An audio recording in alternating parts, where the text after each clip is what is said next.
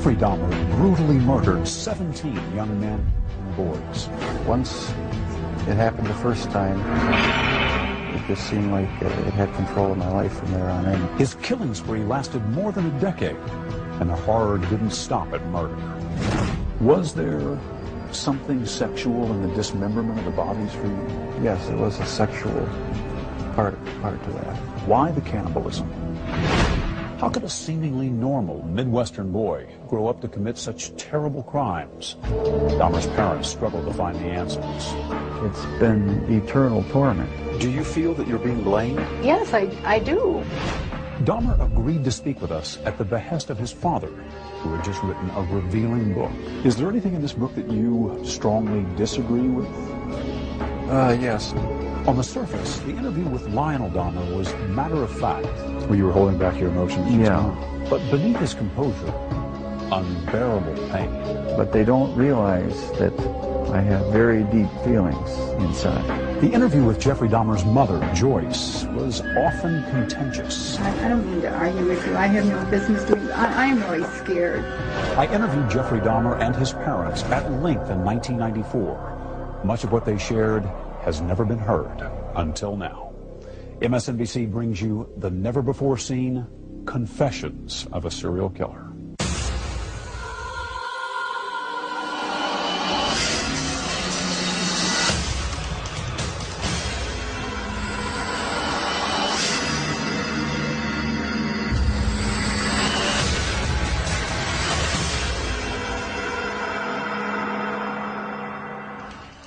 Thanks for joining us. I'm Stone Phillips. In February 1994, at the Columbia Correctional Institution in Portage, Wisconsin, I sat down with serial killer Jeffrey Dahmer for his first, and as it turned out, his last network television interview.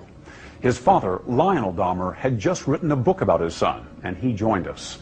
Jeff, as his father called him, was polite and seemed unnervingly normal. Rarely had a serial killer spoken in such detail about his crimes or the possible root causes. But this father and son spoke about both, as did Dahmer's mother in a rare interview. As you'll see, even looking back more than a decade later, there are still no easy answers. Hi, Jeff. Sherry, how are you? Good to see you. Good to see you. Hi, Jeff. Mr. Phillips. Hi, Mr. Phillips. How are you? Nice to see you. You've been spending the last few days with your folks. Great. Talking about a lot of different things. Hey, you're lucky you came up on a day when there's no snow. It was snowing like crazy all weekend. Is that right? Yeah. How are things going here for you? Slow and steady. Nothing out of the ordinary, really. You've read the book? Yes, I read the book. My dad sent it to me about last week, and spent all night reading it. I was up all night reading it. It was quite a surprise to me, some parts of it. Very interesting. In what sense? Just some of the things that were revealed caught me off guard, and just some very big surprises in it for me. What was it that caught you off guard? Some of his insights into what he thought of me as I was growing up. All set? Everybody ready? Okay, let's all take a deep breath. Your dad comes here to visit about once a month, but I get the impression that the two of you don't talk a lot about everything that happened, about the crimes in particular. No, we don't discuss that because it's been gone over so thoroughly in the papers and the media that there's just really no point in going into any in-depth talks about it. We talk about our family, home, how things used to be, what prison life is like here now, and try to keep things as light and upbeat as possible. Is it hard for you to go back and talk about those things? No, not the good things. In fact, it gives me a sense of comfort to talk about the few good times there were in the past. You say the few good times. Do you think of your childhood as having been profoundly unhappy? No, not profoundly. My childhood wasn't filled with any great tragedies or anything. There were good times and there were bad times. I think it was fairly normal. Jeff, do you remember your earliest experience and earliest interest, fascination with the inside of animals? Where that came from? In ninth grade, in biology class, we had the usual dissection of fetal pigs. I took the remains of that home and kept the skeleton of it. And I just started branching out, dogs, cats. I suppose it could have turned into a normal hobby like taxidermy, but it didn't. It veered off into this. Why, I don't know. All I know is that I wanted to see what the insides of these animals looked like. Was there some pleasure in the cutting open of the animal? Yes, there was.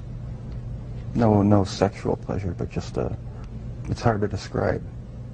Sense of power, sense of control? I suppose that's a good way of putting it, yeah. I can sort of see a fascination for, wanting to see or for looking at the insides of animals, say for the first time. After you did it one time, what more is to be gained by looking at another dog's inside, the second or the third? I don't know. It became a compulsion, and it switched from animals to humans. I still don't understand it. I don't know why. What would you do with the dead animals, Jeff? You would pick the carcasses up from the road and take them back into the woods. Take them back in the woods, skin them sometimes, slit them all the way open, look at the organs, feel them. There was a sort of general excitement for me.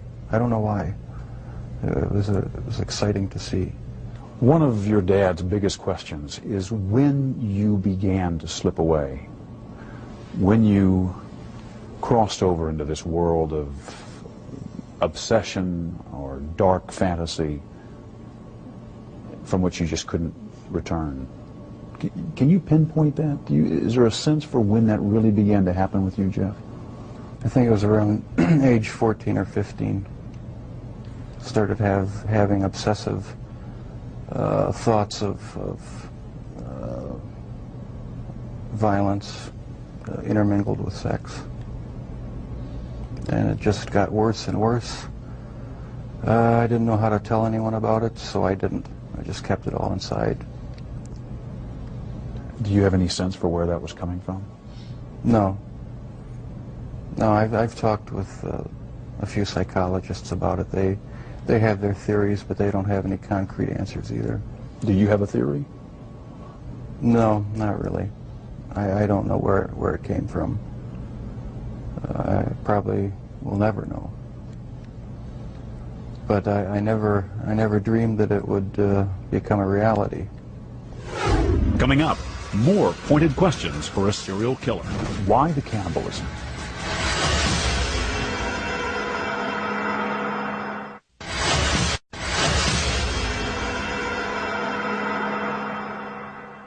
Jeffrey Dahmer was finally caught in 1991 after one of his would-be victims escaped and alerted police. What was discovered in Dahmer's apartment was horrifying. Body parts in a barrel, a human head in a refrigerator. When he confessed, the gruesome details were almost impossible to comprehend. What was it, Jeff, that took you over the edge, do you think, and made you take this from the world of fantasy into reality? From 15 on, I had this reoccurring fantasy of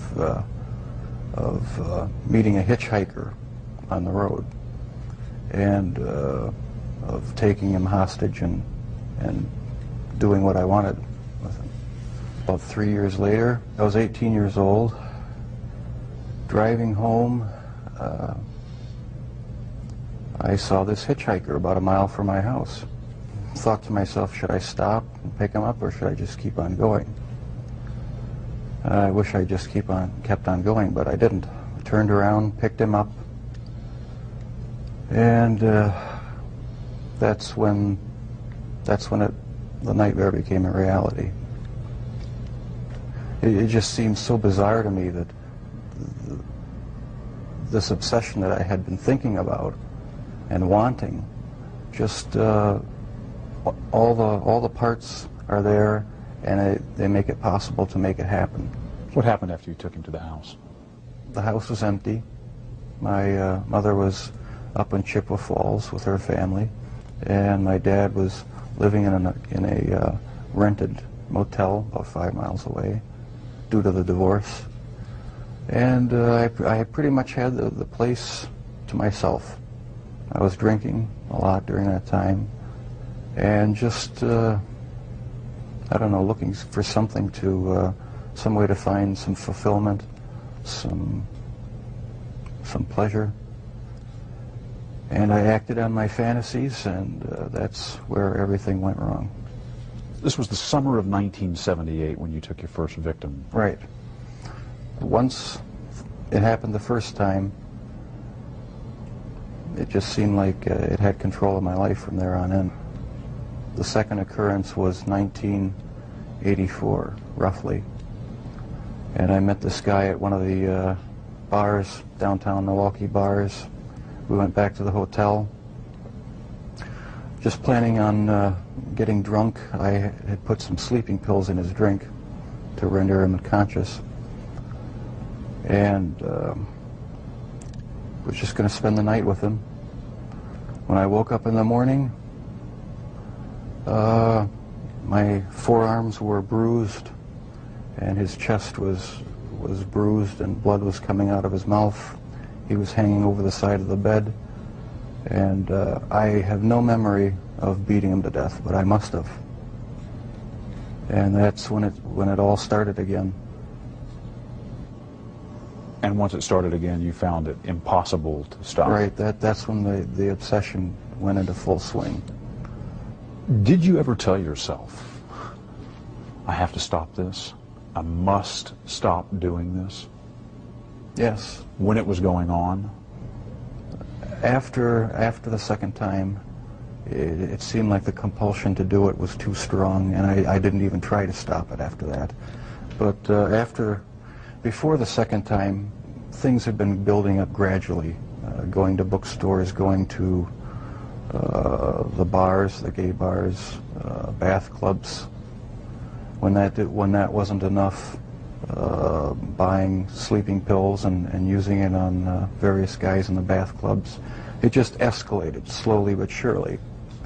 And after the second time, which was not planned, it was out of control. It felt like it was out of control. Where did sex enter in to the killings, Jeff? It was a big part of it. My only objective was to find the best-looking guy that I could. Their sexual preference didn't matter to me. Did their race matter to you? No, their race didn't matter to me. The first two young men were white. The third young man was American Indian. The fourth and fifth were Hispanic. So no, race had nothing to do with it. It was just their looks. Was there something sexual in the dismemberment of the bodies for you? As time went on, yes, I did get there was a sexual part to that. I started saving the skeletons and preserving other parts, and one thing led to another. It took more and more deviant type behaviors to satisfy my urges, and so it just spiraled out of control. Why the cannibalism? It made me feel like they were a permanent part of me.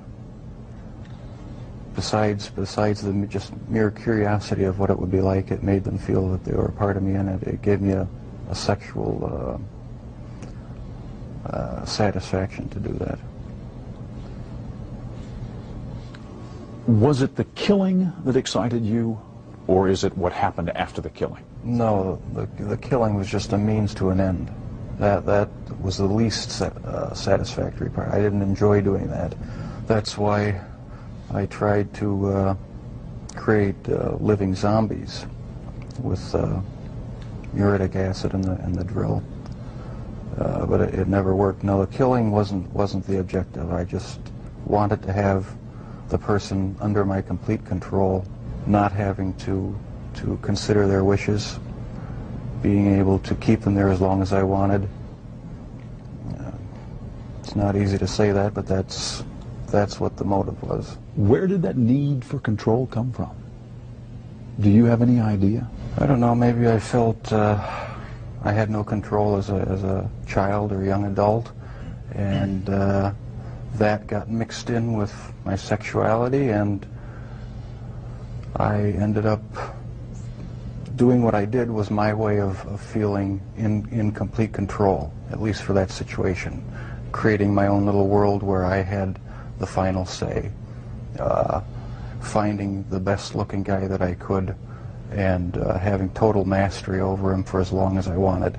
Lust played a big part of it, controlling lust. That was the motive, right there. A lot of this came out in the course of the trial. Obviously, both of you sat through this. Have the two of you sat down and talked about these things before? No, not in depth. This is the first time you're talking about these things with I've talked your about dad it here. at great length with psychiatrists, court-appointed psychiatrists, psychologists, but not with my family. We learned everything at the trial and in the confessions and that sort of thing after the fact. The two of you never really communicated all that much, did you, father and son? Not on any deep level, no. We talked about superficial things. Never really had a real deep heart-to-heart talk about what was going on inside our own minds. I was always a very private person. I didn't like to open up and share anything with anyone. I like to keep my thoughts to myself. Why do you think that was? Because from about 15 years on up, a great deal of my thoughts were basically unshareable with anyone. So I just closed myself off and put on a mask of normalcy. Coming up, were you surprised to read that about your dad? Very surprised. I suppose everyone has their secret thoughts.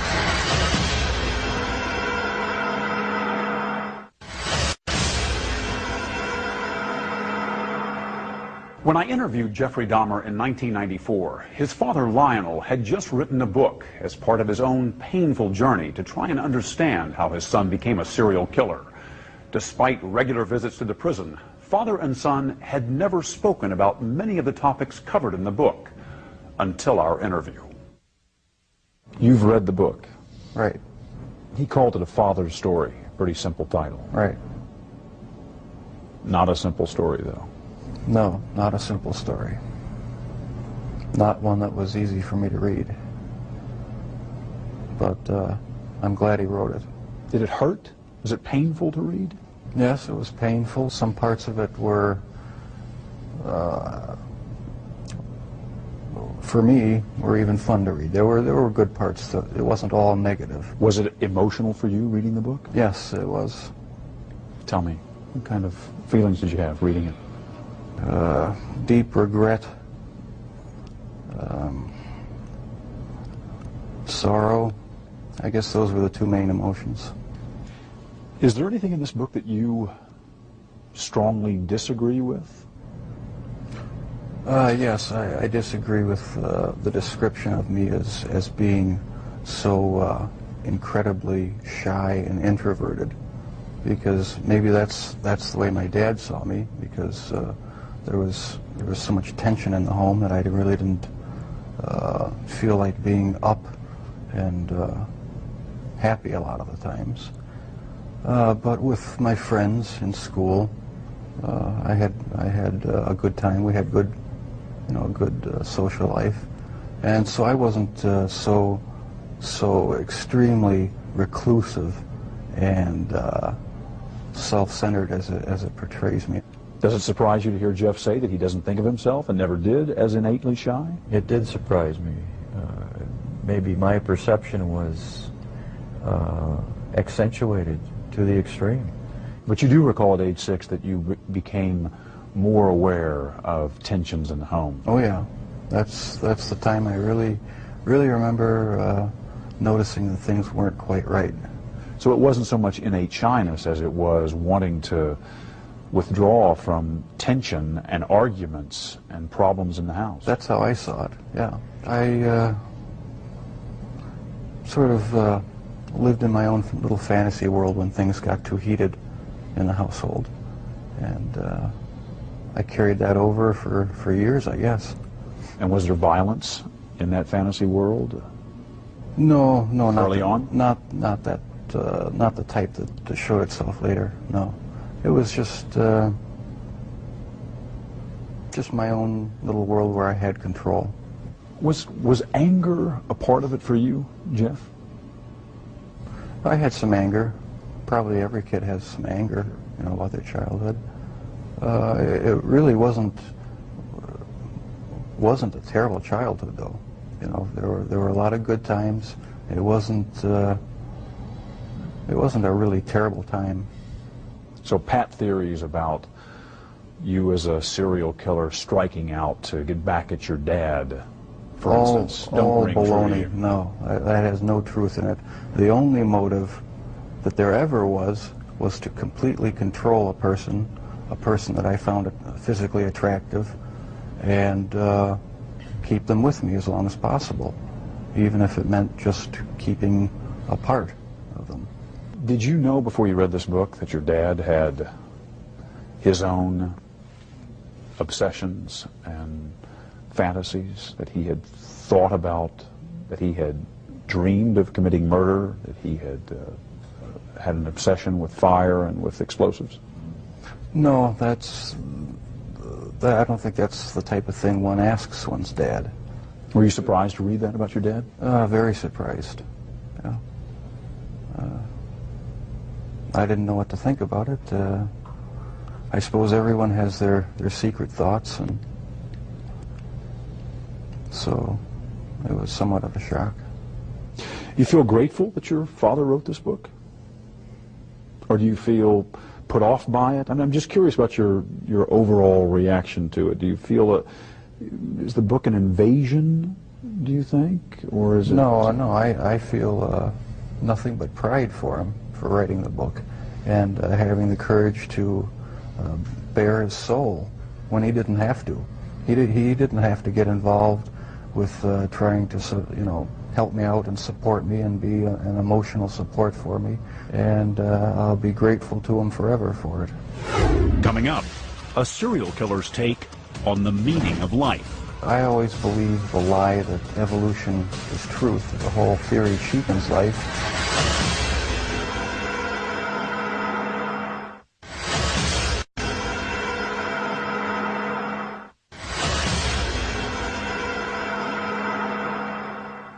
Jeffrey Dahmer kept many secrets, even before he killed his first victim. While it's not unusual for teenagers to keep some things from their parents, Dahmer's father was tormented by the idea that perhaps he had missed a key sign of what was to come and the chance to stop him. But Jeffrey Dahmer wasn't sure he would have revealed anything, and was angered by the way some people had blamed his parents. Did you ever consider talking to your parents, to your dad, about homosexuality? Is that something that you felt you could ever raise? Early on, I really didn't know that much about it myself. All I knew was that it was something that was to be kept hush-hush, not talked about, not even thought about. So I just kept it all within me and never talked about sexual issues at all, really, with anybody. Do you think if you had been able to talk about that in a more open way with your dad, for instance, that it would have helped, might have broken this veil of secrecy and enabled you to keep yourself from going down that road? I don't know exactly what, if anything, would have ever kept me from going down that road. Talking about it, I don't think would have made that much difference, because, like I said, there were things going on in my head that I would have never opened up and talked about with anybody. Your dad says he never realized how deeply troubled you were because he just thought you were shy the way he had been, shy as a boy. Do you think the signs were there and he just missed them? No, I don't think so, because I had thoughts, I had fantasies, but there was no outward show of anything that was wrong. You were pretty good at keeping it all inside. Right, I kept it inside, didn't share any of my thoughts or emotions with anybody. So how would I ever know? No, you never saw any of it, as far as I know. I did not really hear from anyone about any of these activities. And that's what really strikes me now, is if I would have known, what would I have done about it? I think I would have done a lot about it. I feel it's wrong for people who commit crimes to try to shift the blame onto somebody else, onto their parents or onto their upbringing or living circumstances. I think that's just a cop-out. And my parents, my relatives, had no knowledge of what I was doing. They're absolutely not responsible for any of it in any way. And I take full responsibility. But you understand that what you did would lead your father to ask himself all kinds of questions. That's true. Where did I go wrong? Was there something I could have said or done to have prevented this? Right. Did I, in some way, create or contribute to the terrible acts my son committed? I understand that. I just get angry with other people who think that they have a right to somehow try to blame my parents for what happened. That's not right at all. No one has the right to do that because they're totally innocent. They had no knowledge of it. And that angers me. But parents just naturally, I mean, any parent that really cares, they just, first of all, say, gee, I feel guilty. You know, there's just feelings of guilt. What happened? What did I do? What could I have done? And so that's a normal parental reaction. Your dad has wondered about all kinds of things, from the medication that your mom was on during her pregnancy, to the fact that you were exposed to violent arguments in the home from an early age and continuing, to the possibility that he might have passed on some genetic propensity for obsession or violent behavior. Does any of that ring true to you? I can see why he'd wonder about those things, but as far as I'm concerned, they're all excuses, because I didn't feel accountable to anybody. I didn't feel that I had to face what I had done ever, and so there comes a point where a person has to be accountable for what he's done. Can't go around making excuses, blaming other people or other things. So I alone am the one who is responsible for what's happened. Let me ask, when did you first feel that everyone is accountable for their actions? Well, thanks to you for sending that creation science material, because I always believe the lie that evolution is truth, the theory that evolution is truth, that we all just came from the slime, and when we died, you know, that was it. There was nothing.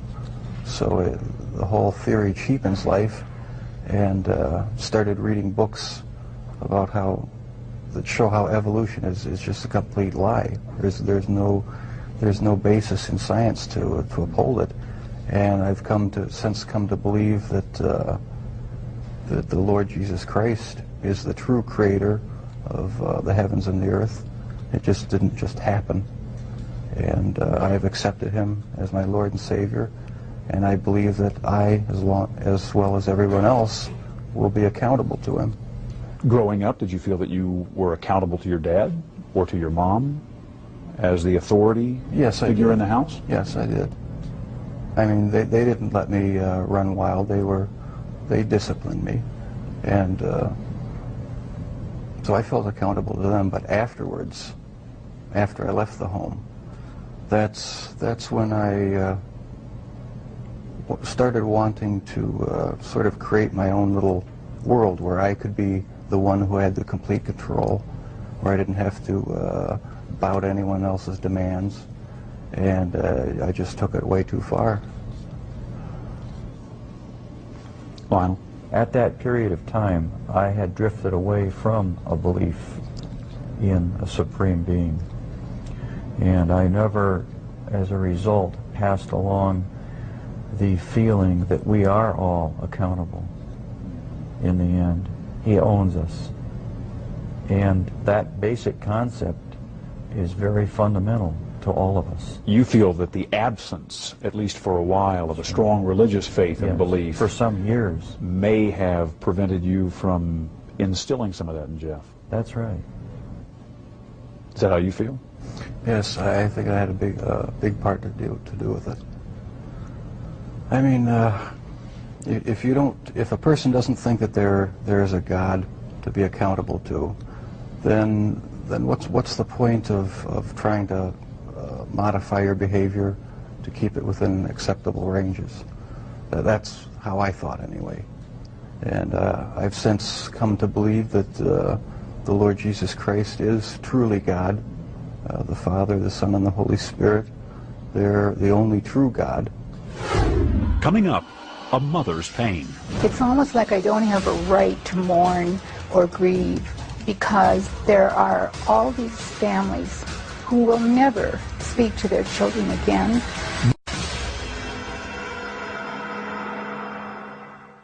In 1994, Jeffrey Dahmer's mother lived 2,000 miles away from her son, in a different state with a different last name.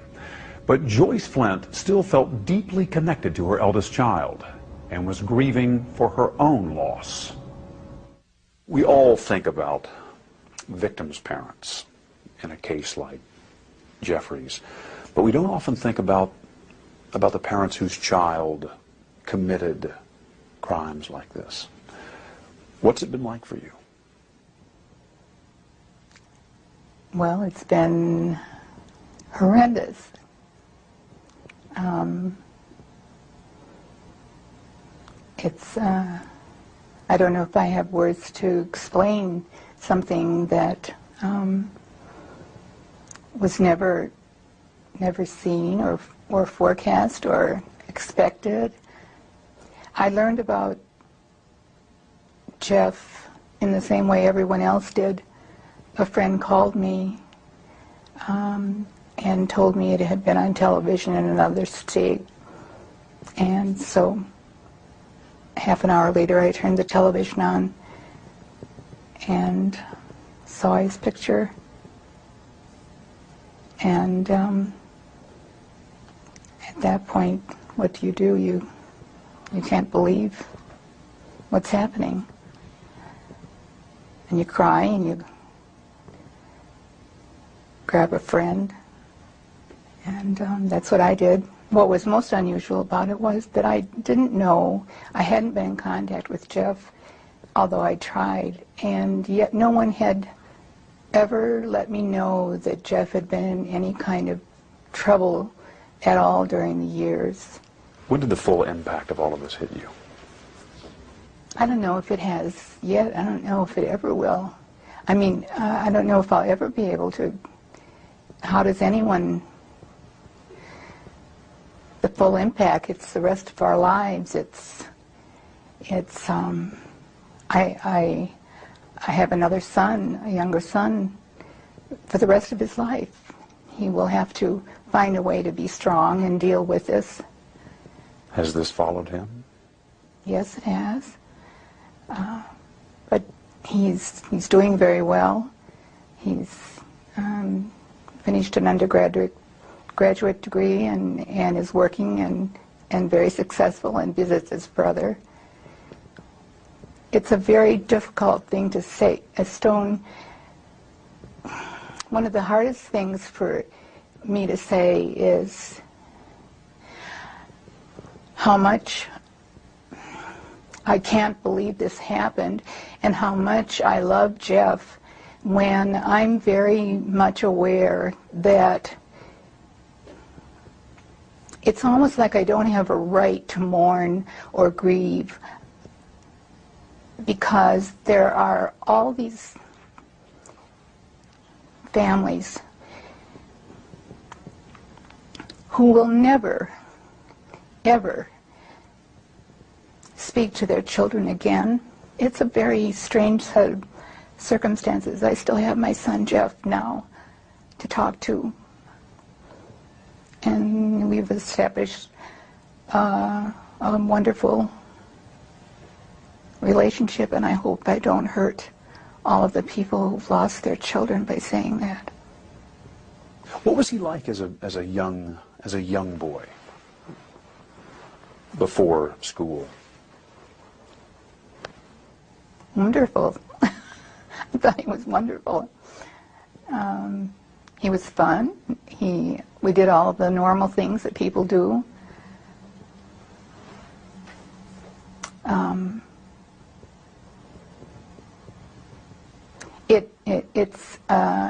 It's hard to be asked questions that go back 30-some years when you never expected that anything but good would happen in your family. Were there ever any early signs of trouble with Jeff? If there had, looking back on it today, were there? no. What would you look for? If I'd seen something that had been a clue of any kind, I'd like to think that I would have done something about it immediately. No, there wasn't anything unusual about Jeff. He was a normal young boy. Jeff's first grade teacher referred to him as inordinately shy and profoundly unhappy. He didn't seem inordinately shy to me. He seemed, he didn't like school. He had a very difficult year that year, first grade, moving from where he'd lived. I was pregnant with his baby brother, so... Did he seem profoundly unhappy? No. Well,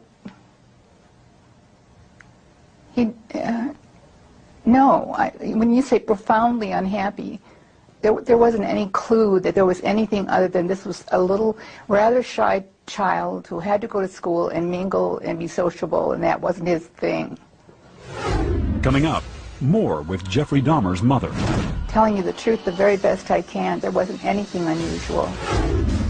But first, his father looks deep within to see if he is somehow responsible for his son's crimes. The question is, why does a father murder in his dreams and a son murder in real life? Real life.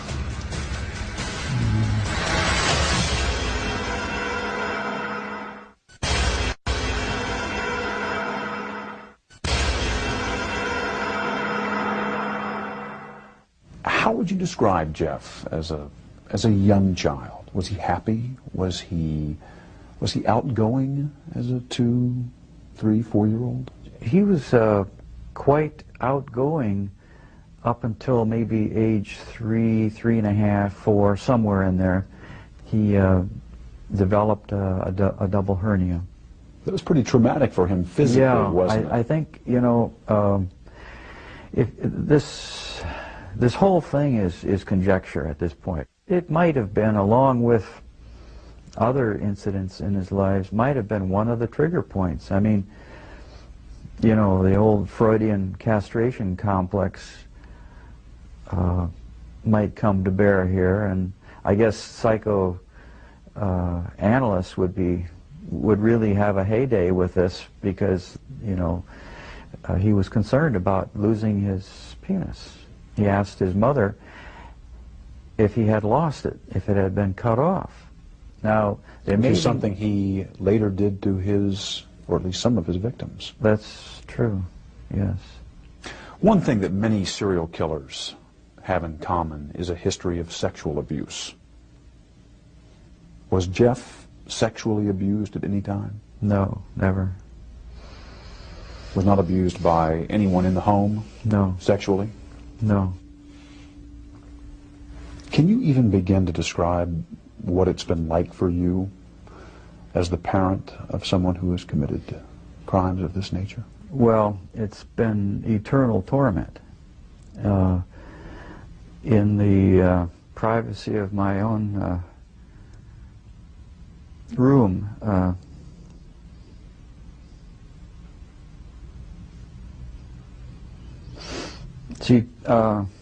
people generally look at me as sort of not emotional, and I come off as maybe a little bit remote because of that. Well, you were holding back your emotions just now. But they don't realize that I have very deep feelings inside. An armchair psychologist would argue that the fact that you are so unemotional about all of this only signifies the fact that inside there may be very powerful emotions. Right. That the person who keeps things so tightly under control is the person who is really afraid of losing control of some very powerful feelings inside. True in your case? That's probably true, yeah. I would say that's a fair statement.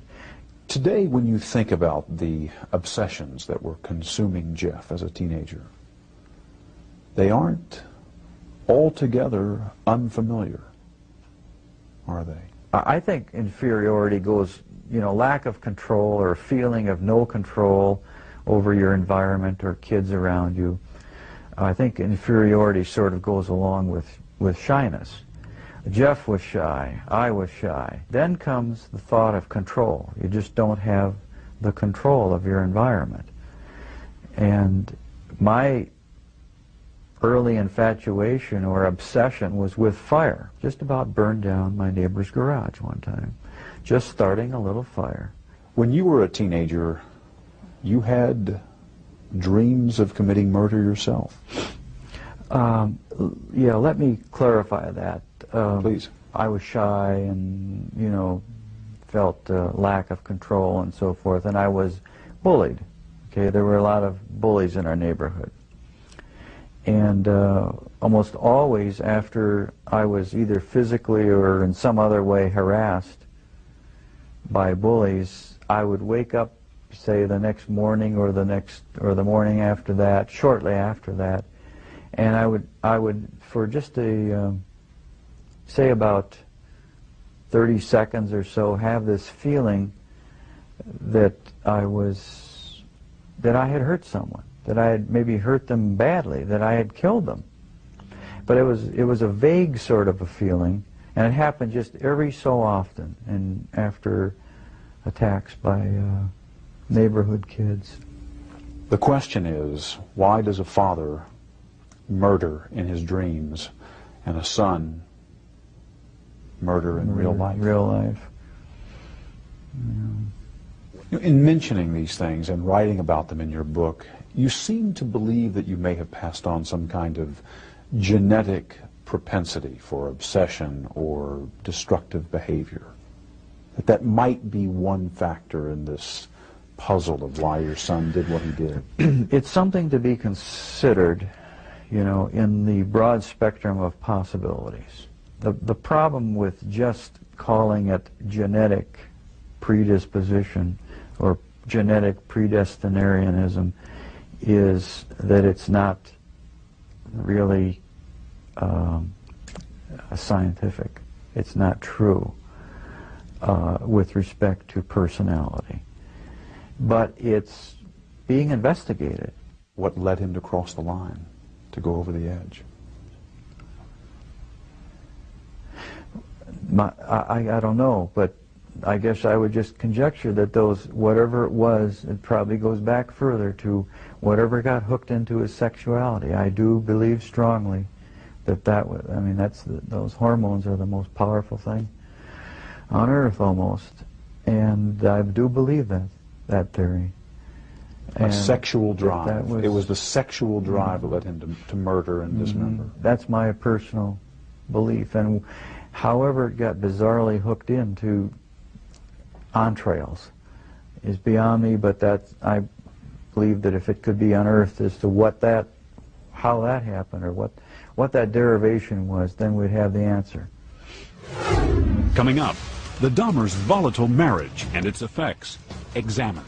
It was unnerving, depressing, made me angry sometimes.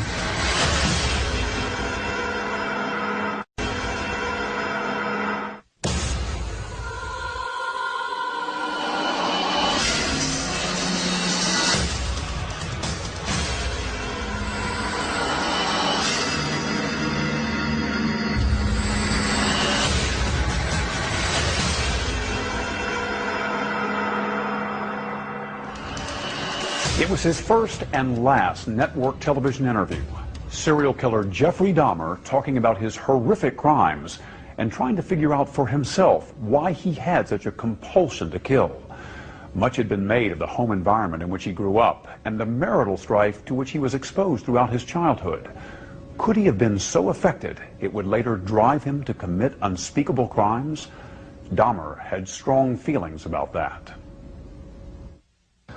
What do you remember about your parents arguing when you were growing up, and what effect that had on you? It was unnerving, depressing, made me angry sometimes.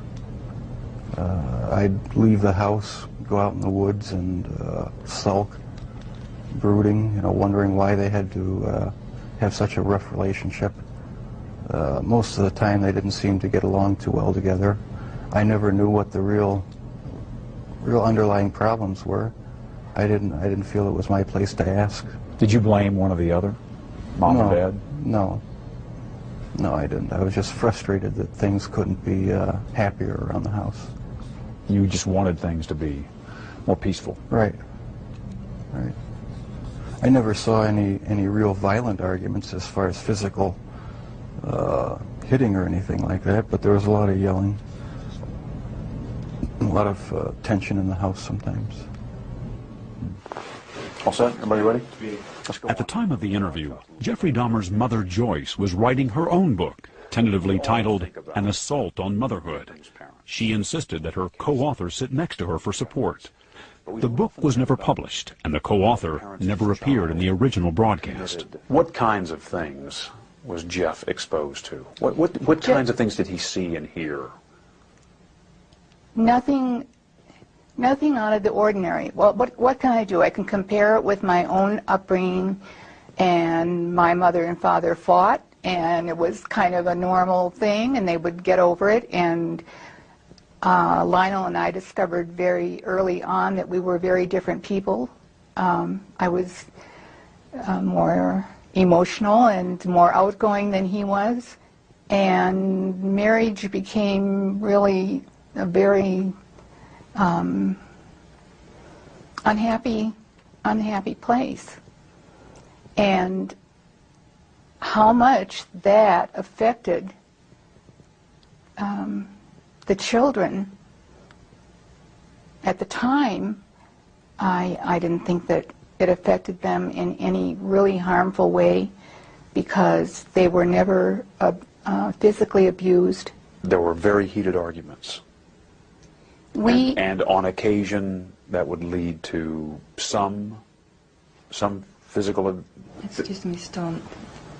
If you want to stop a minute and think about whether you want to talk about that abuse on the... How am I going to know what's going to be on television and what's not going to be? Well, I mean, I think you need to assume, while only a very small portion of this will be on, I mean, I want you to be comfortable with what you say, because... Well, one of the things that I don't want to get involved in on this television show is trying to do the same thing to Lionel as he's done to me, and that is to somehow blame him. So I'm not asking. I really don't want to get to whose fault. No, we're rolling. But I'm just saying, I don't want to get.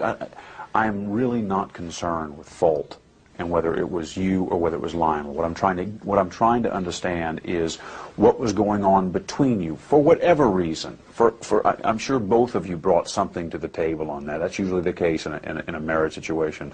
My question is, what kinds of things, what do you recall about the kinds of things that were happening between you that Jeff may have been exposed to, and to the extent that there is some question about the kind of emotional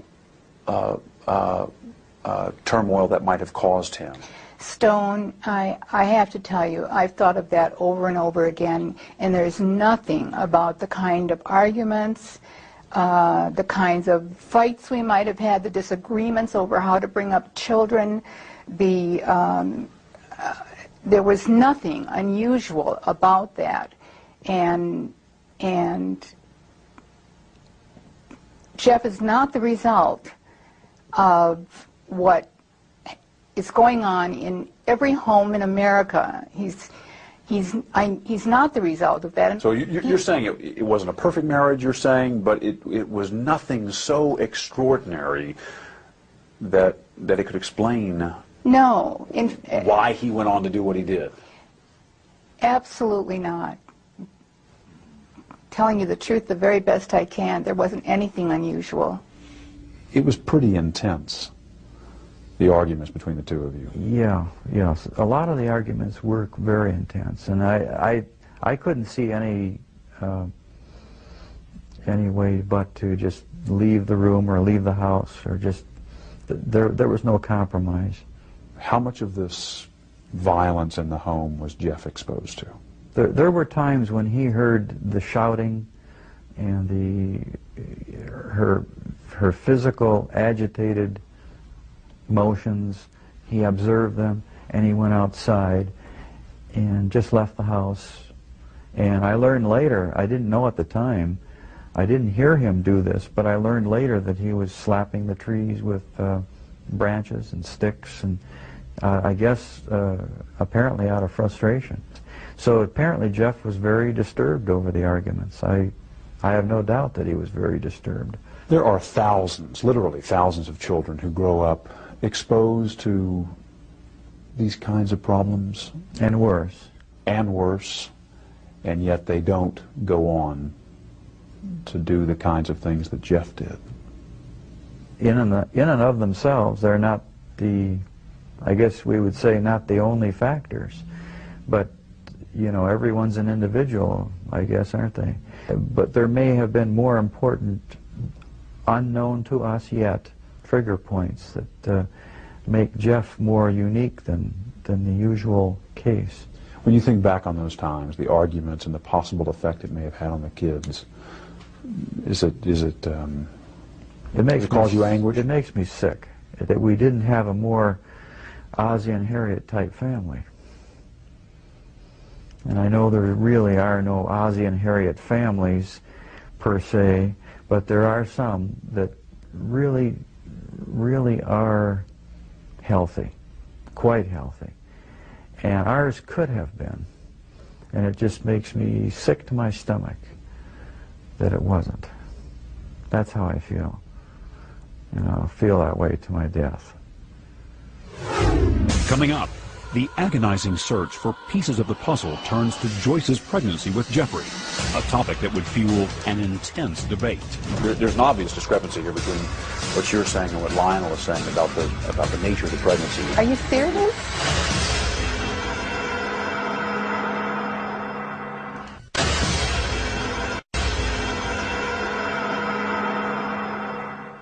By all outward appearances, Jeffrey Dahmer seemed like a normal boy growing up. So how did he become a serial killer? The search for the root causes went all the way back to his mother's pregnancy. Both of Dahmer's parents said it had not been an easy time, but during separate interviews with each of them, that was about all they agreed on. At times, her legs would lock tightly in place, and her whole body would grow rigid and begin to tremble. During these strange seizures, her eyes would bulge like a frightened animal, and she would begin to salivate, literally frothing at the mouth.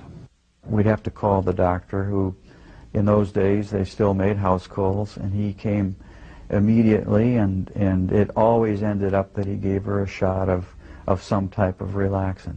What kind of drugs was she on? There were a mixture of things. He would have to come and inject Seconal or morphine if, in some instances, when her body would not relax. The doctor? Yeah, the doctor. Morphine, barbiturates? Yeah, relaxants. Phenobarbital? Yes, She was on a pretty heavy yeah, drug she was regimen. on quite a heavy diet of prescription drugs, right. What do you remember about the pregnancy? I had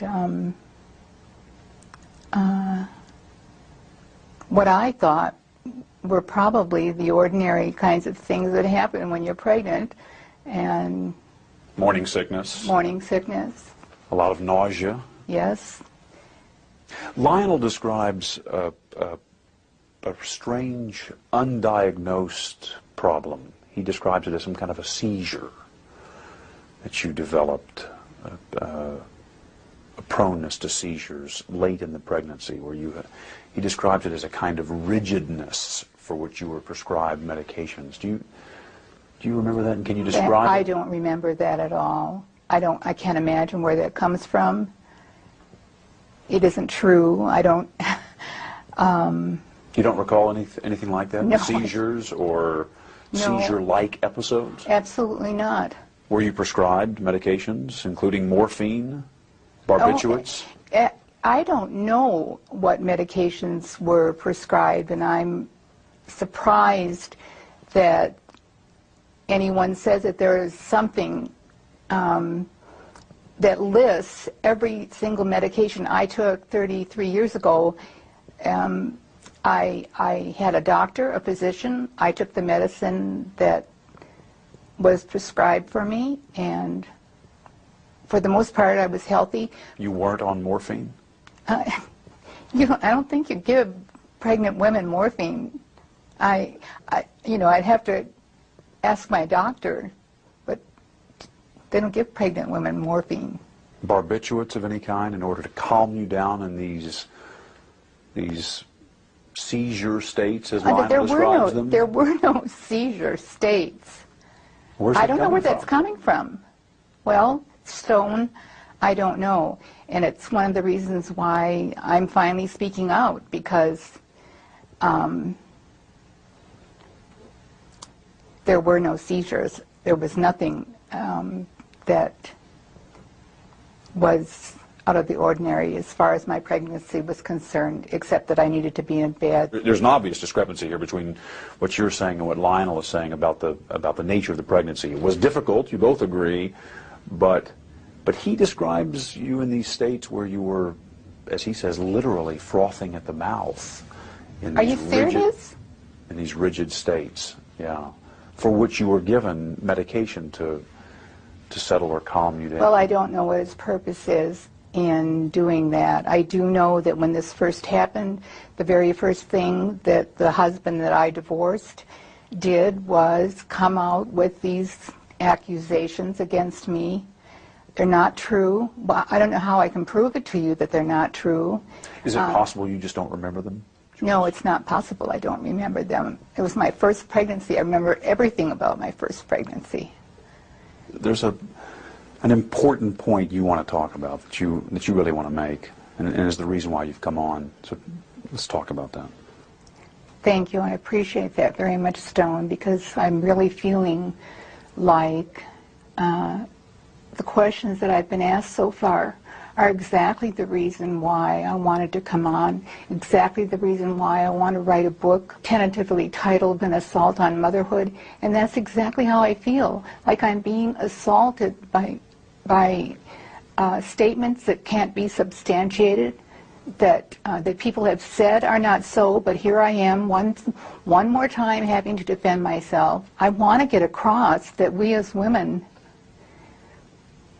just can't take this kind of thing anymore. If something bad happens to our son or our child, there has to be a place for us to go. I want a place for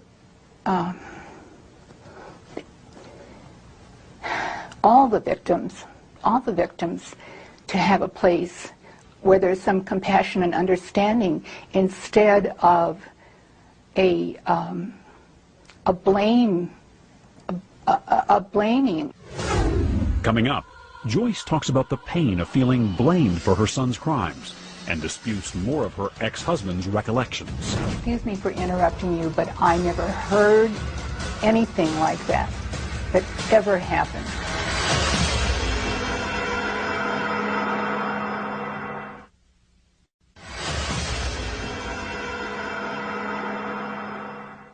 In 1994, Jeffrey Dahmer's mother, Joyce Flint, was tormented, feeling unfairly blamed for her son's horrific crimes. She had planned to write a book, tentatively titled An Assault on Motherhood, about her ordeal. In fact, her co-author sat next to her during the interview, sometimes interrupting when she felt the questions were too much for Joyce to handle. The book was never published, but in our interview, Dahmer's mother talked candidly about her pain and about her anger. Do you feel that you're being blamed?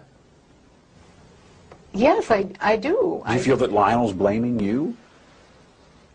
That certainly does seem to be what happened when he first came out on television. And there are elements of Lionel's new book which do seem to say things about the pregnancy, about reluctance to breastfeed after the pregnancy, about Joyce's state during early motherhood, which seem to indicate something was wrong with the mothering. Now, this isn't the theme of the book, but it corresponds to the theme of so many questions from the media that have come along all along the way. And I'm not saying you're asking these now. But at the same time, Lionel asks a lot of questions about himself, about what kind of father he was, about his own thoughts and maybe his own mistakes. I mean, one of the first places he looks is right in the mirror. But if he wants to speak about himself, it's fine if he wants to make false or accurate accusations about his own behavior. But to state things about Joyce, which may or may not be true, and in some cases apparently are not true, in his book, is a certain type of blaming somebody who has not yet had the opportunity to speak up. You've read his book? Yes. Joyce, you have not read it? No, I haven't. Joyce has not read it yet. Joyce has been not well, and reading that book, which just came out, hasn't been something she was ready for. The excerpts that I have seen in the newspaper are so astounding to me. He told everyone that I was crazy, that I had abused my body with medicines, that I somehow was to blame. There's no doubt about that. Now he turns around and, for whatever his reasons are, I don't know what he's trying to accomplish with talking about something he should have shared with me before he ever married me, if he's got some thought that had anything to do with Jeff. You mean his mental state, that you weren't informed? Dreaming of murder, yes, exactly. The obsession with explosives. He never talked to you about any of that? None of that. I think one of the points is it's all clear in retrospect. I mean, for instance, one of the anecdotes that he tells in the book, Joyce, is when Jeff was 4 years old and Lionel had crawled underneath the house to remove some dead animals, and he put some of the bones from the dead animals into a bucket. And Jeff, at age 4, probably innocently, went over and was playing with the bones and seemed fascinated that with these absolutely bones. astounds me. Excuse me for interrupting you, but I never heard anything like that ever happened. You see, you're doing a television show prompted by a book which was written, which apparently is one parent's story which doesn't jive with the other parent's story at all. Which is why we're here. Right. Which is exactly why we're here. That kind of an anecdote. Now, As far as I know, that never happened. That sounds like the shows that people go on and talk about children mistreating animals, and can you predict who's going to do something terrible somewhere down the line in his life Jeff's condition was proven to not have anything to do with his upbringing. I don't want parents frightened to death thinking that the little things they do or the little things they miss are going to result in them having a child that is going to cause all of this pain and anguish. That isn't the way it happened. In my mind, you cannot tell how certain actions or reactions are going to be computed in a child's mind. So the first thing I thought about was he emotionally, did he come out of this life with us emotionally disturbed in some way? He didn't. I've asked him. Some people would say that someone who had committed such horrible crimes must have had something horrible happen to them. You're saying just didn't happen. You know, I wish I had an answer. It's a terrible feeling to have this unending, unknown, why did this happen? What's the purpose of this happening? The horribleness that so many people have had to go through. I wish I could come up with an answer. That would be useful. It isn't useful to speculate on what small, tiny little things did we spank our child, and that turned him into a, as they called me, a monster maker. Jeff was raised with all the love and care and concern that any child could be raised with, and what happened to him, I don't know. I wish I knew. I'd give anything to know. When you ask yourself that question, Joyce, I mean, you know, when you're alone with yourself and you wonder why it happened, what answers do you come up with? What questions do you have about the origins of his madness, if you will?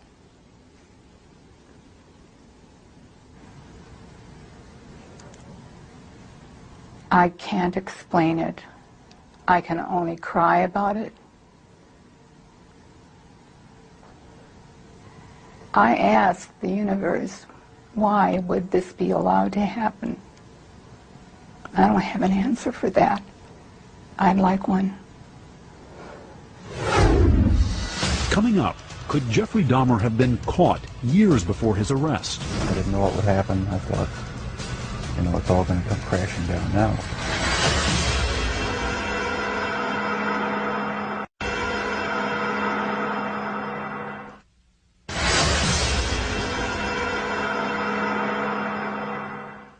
There were times during the years Jeffrey Dahmer was killing young men and boys when he came close to being caught, stopped from taking more lives.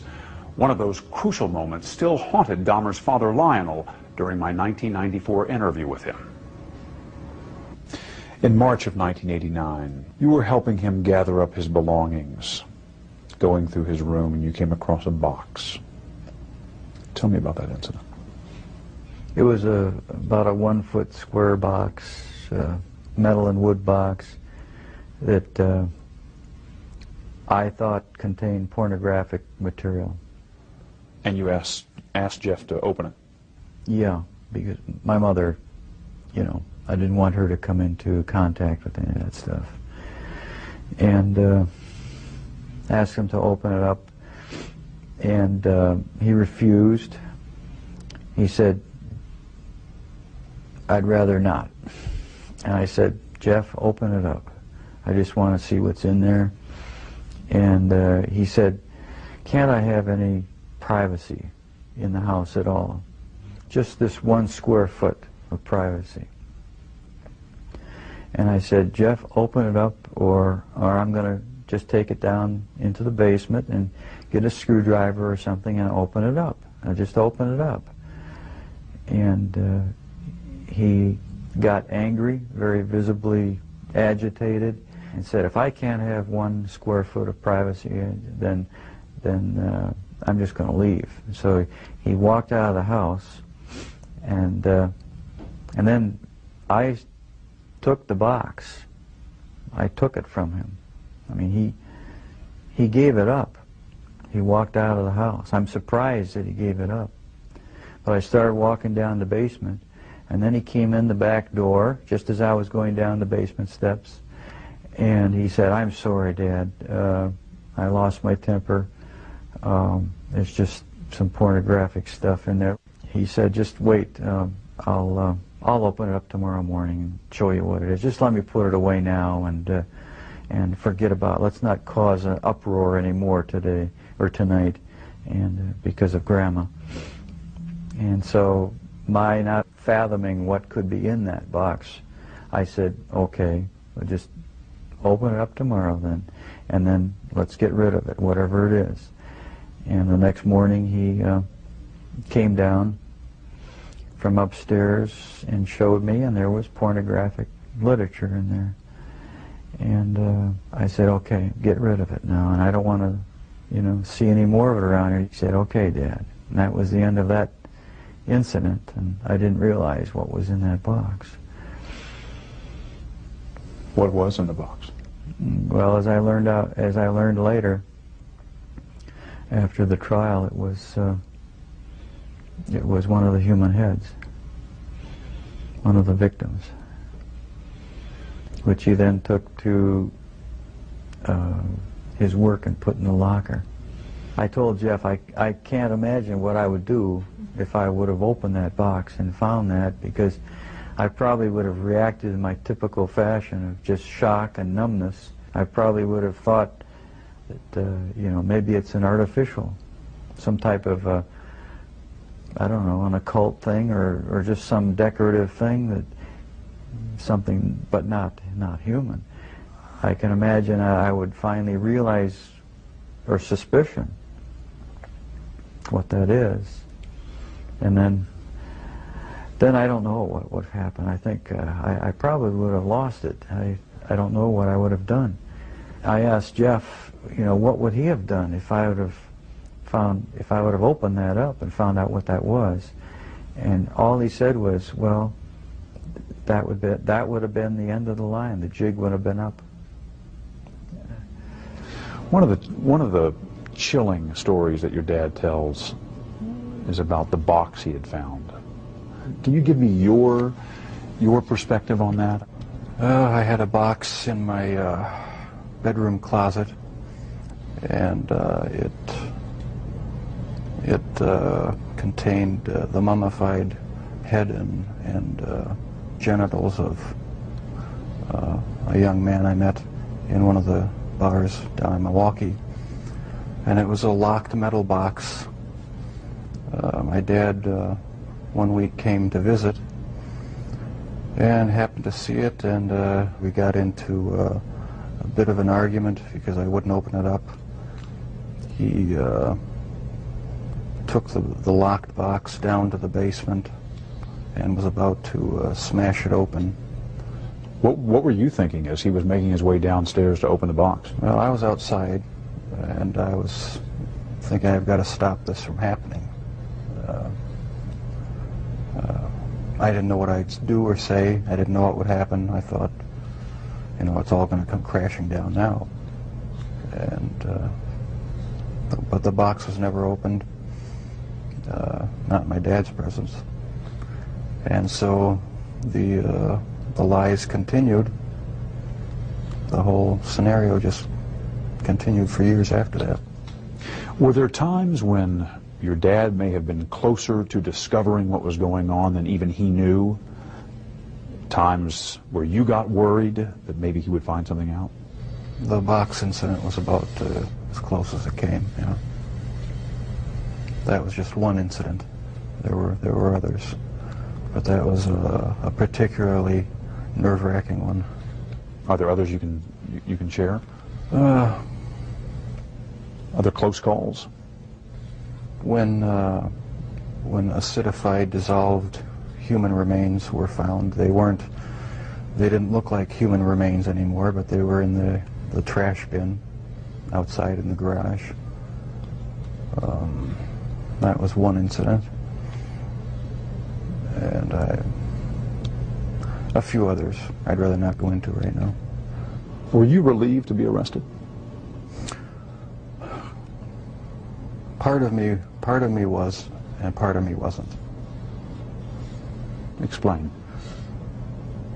I don't know. It's like I don't believe I have a split personality, but you know the feeling where you're sort of glad about something, but on the other hand you're not. That's how it was. It was a relief not to have to keep such a gigantic secret that I had kept for so many years. And once I saw that I had no choice but to face it, I decided to face it head on and make a full confession. So I am glad that the secrets are gone. Coming up, a father's anguish as he confronts the gruesome reality of his son's crimes.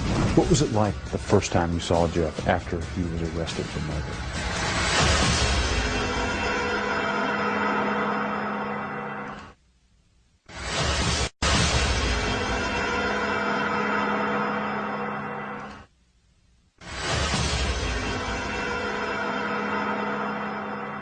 How good was Jeff at manipulating you?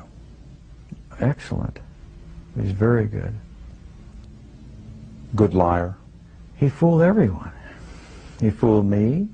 Yeah, very good. He fooled his probation officer, his attorney, the police, you know, who came. I mean, he had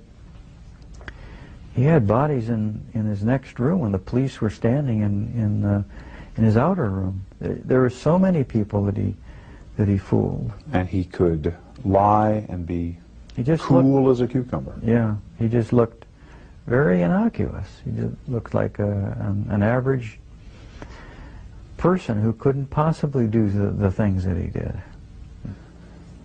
What was it like the first time you saw Jeff after he was arrested for murder?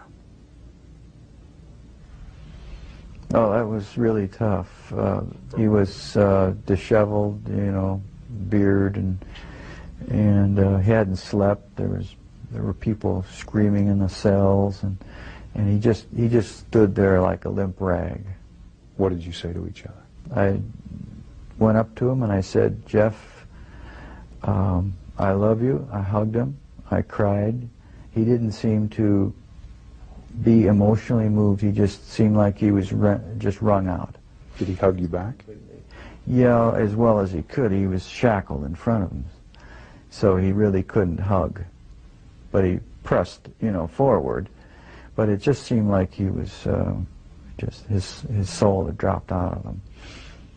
What were his first words to you when he saw you? I'm just so sorry. I really screwed up.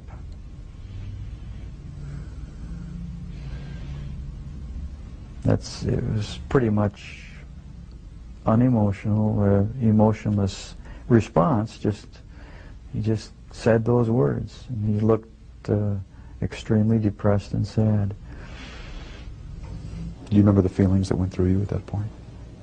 Yeah, I felt really those same feelings: depression, you know, extremely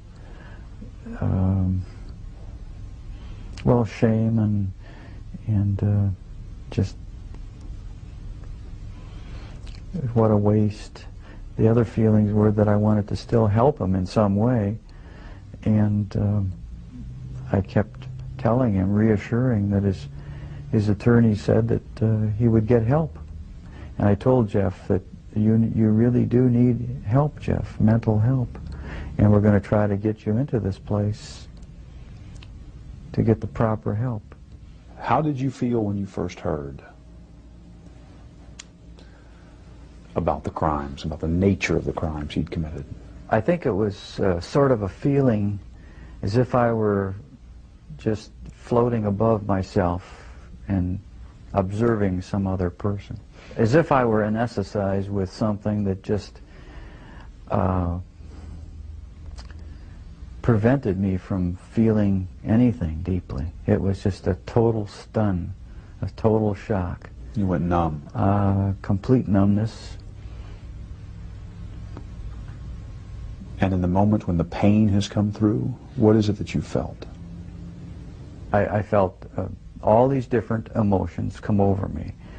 How am I going to face victims, families, if I go to the trial?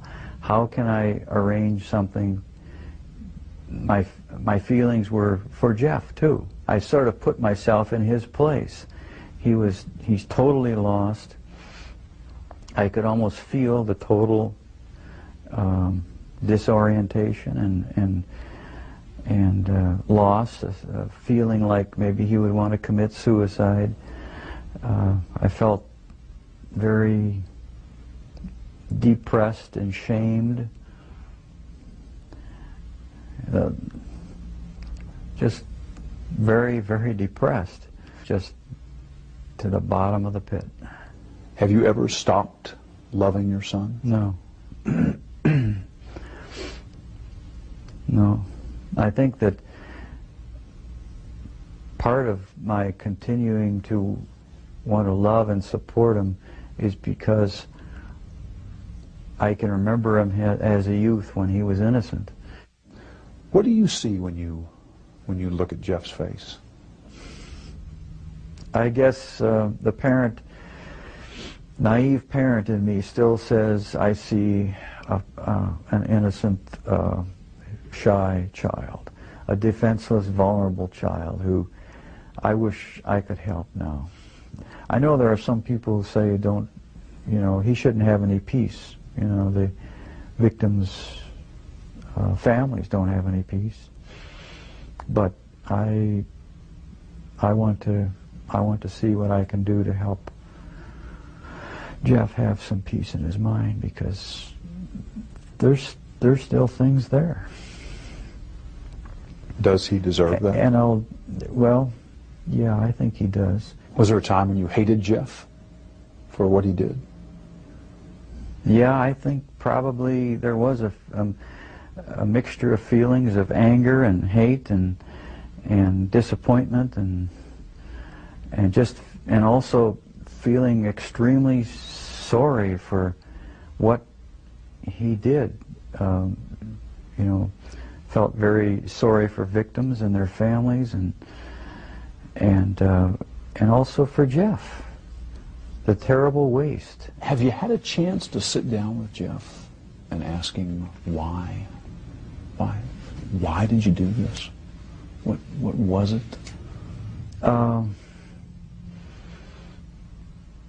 I asked him once, and he doesn't know. I asked him, he does not know.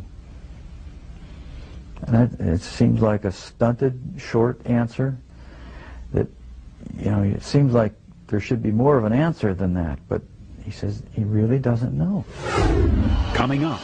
I tell you, Dad, I'm really sorry that this has happened, and I love you a lot. I love you too. I'm sorry. I'm sorry. The conclusion to Confessions of a Serial Killer when we come back.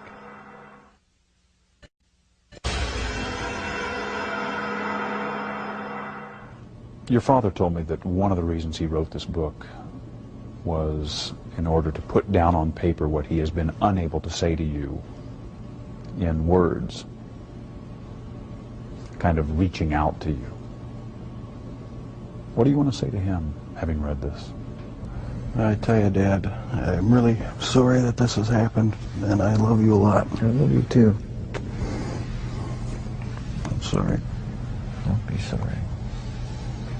We haven't always shown it a lot, but I do love him a great deal. I love you. And without the support of my folks, I don't think I would have come through this. We've opened up with each other a lot more now since the trial and everything. There's no secrets to be hidden away. I don't feel that I have to keep any secrets from him. We've come to face what's real now, instead of just glossing things over and talking about superficial things. So there's a lot more communication between us.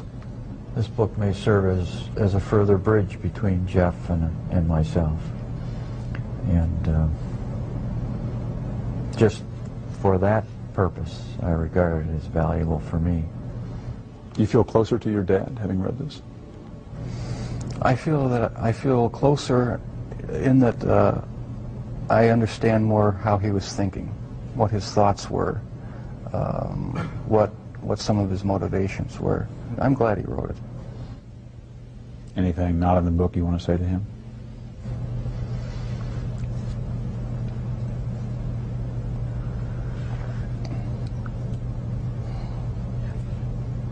I can't think too clearly right now. I'm feeling pretty emotional.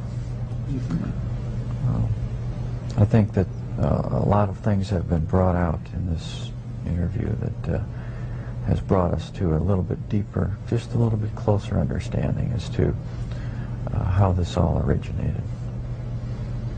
And, well, whenever I get emotional, my analytical side gets clouded, and I can't express myself quite as well as I would like. Can you talk about the feelings you have? You feeling close to Jeff? I feel very close to Jeff, and it's going to continue until our death. And I feel good about it.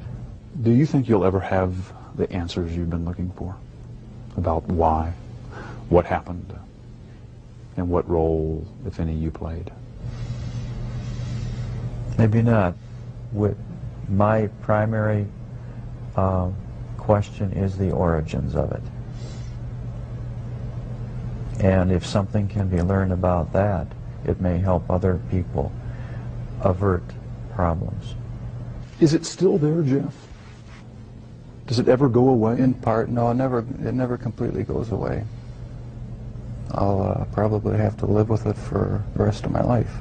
I wish it would go away. I wish there was some way to completely get rid of the compulsive thoughts, the feelings. It's not nearly so bad now that there's no avenues to actually act on it. But no, it never seems to go completely away. So the thoughts still come to you? Sometimes, yeah. Are you different, Jeff, in terms of how you think back on all of this? I would hope I'm different. I'm glad that I'm in a position now where I don't feel the compulsion to do these things. I'm glad that it's over. Any words I say to the victims' families are just going to seem trite and empty. I don't know how to express the regret, the sorrow,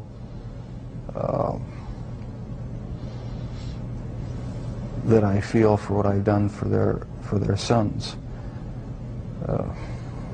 I can't find the right words. All right, see you later, Dale. After the interview at the prison, Dahmer casually showed us something a little unsettling. Just a point of interest, that's the type of box.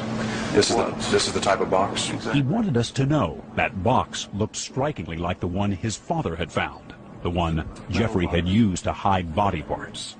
Thank you, Jeff. All right. To this day, the interview with Jeffrey Dahmer remains one of the eeriest experiences of my 30 years in television news. From the weak handshake with which he greeted me to his bizarre observation about that metal box as he returned to his cell, Dahmer was a haunting figure. He often said he had wanted the death penalty. 9 months after our interview, his death wish came true. I'm Stone Phillips.